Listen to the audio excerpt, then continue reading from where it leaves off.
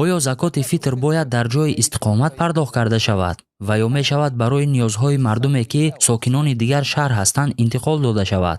агар дар бораи пардохти закоти фитр сухан ронем, он бояд дар ҷои истиқомат пардохта шавад. агар шумо дар ҷои муайяне зиндагӣ кунед, пас он бояд ба ниёзҳои мардуми ин минтақа пардохт карда шавад. ҳатто агар шумо дар сафар бошед ва дар арафаи ид ба кишвари дигар биёед, пас закоти фитр бояд дар ана ҳамон кишвар пардохт карда шавад. ҳарчанд бархе аз уламо бар ин назаранд ки агар дар маҳаллаи шумо ҳама сарватманд бошанд ва ҳеҷ кас муҳтоҷ набошад, пас шумо метавонед маблағҳои ҷамъшударо ба кишварҳое фиристед ки мардумашон фақир ҳастанд.